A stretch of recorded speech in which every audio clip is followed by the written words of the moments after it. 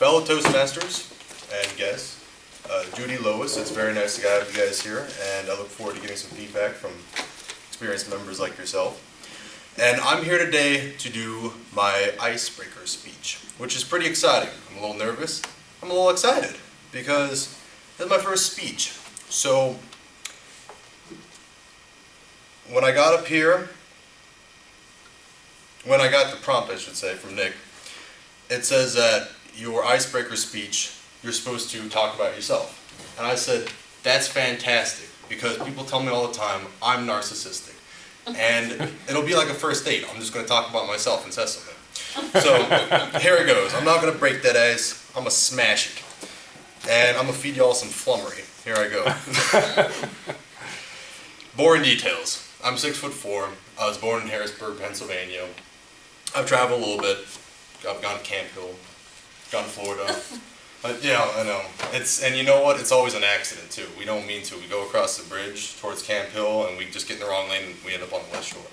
So, been to Florida, been to Mexico, been to Bahamas a couple weeks ago on a cruise. That was fun. So, I'm traveling. It's getting better. I live in Harrisburg. I was born here. I went to school. I went to high school. I went to college.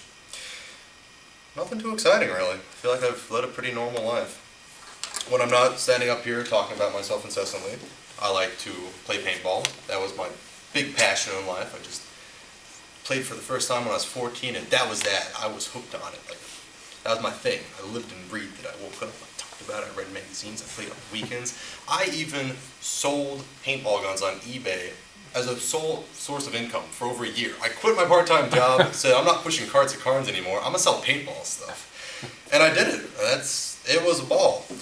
And then I discovered cars. And that's when my life really ended, because I don't know what I did for the last 3 years, except I slept, I ate, I worked on cars, and I learned about cars. And then I went home and I worked on my personal cars. I went to sleep and repeated the cycle. Anyways, I also like snowboarding. Fun fact, you can only do it one season of the year, but when that season hits, I'll get myself up to round top, have a good day, and it's all good.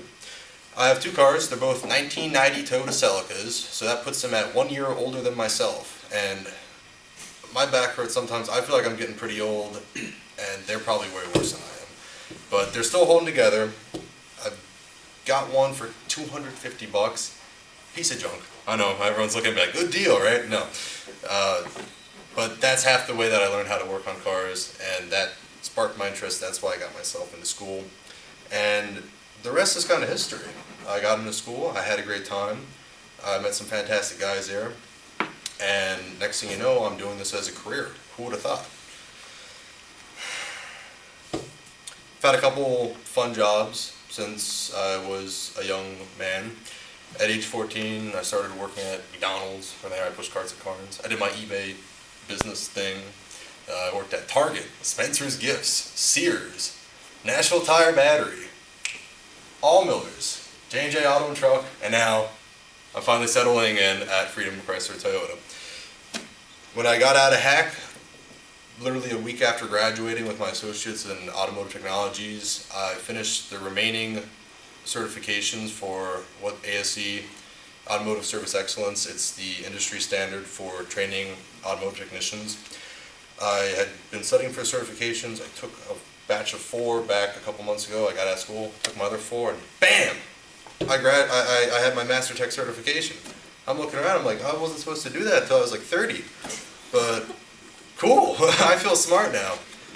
Well, no, actually, I really don't feel smart. I feel confused a lot, and I feel like I have a lot more to learn. But I'll humbly admit that. I don't know it all, and not even close.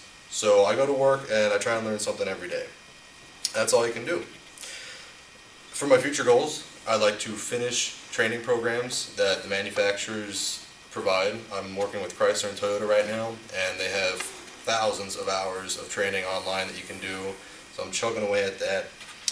My future goals, when I'm done with training, when I feel like I'm mildly competent at what I'm doing, I'd love to be a teacher and work in a program like I went to at Hack, where I had instructors that were former technicians, and now they taught and essentially mentored young up-and-coming technicians. I feel like I'd really enjoy doing that because I feel that your purpose in life should be to help other people.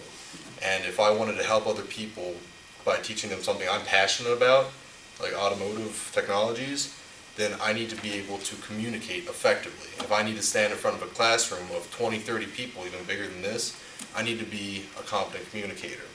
So that's one of the reasons that I've joined Toastmasters, and I want to become a proficient, effective, influential, charismatic public speaker. So I look forward to learning from you guys, to getting to know you, everyone here, on a personal level, and I hope I can look back a year from now and not think that this was a terrible speech. So I appreciate everyone's attention, and I'm going to turn the podium back to Nick, our Toastmaster.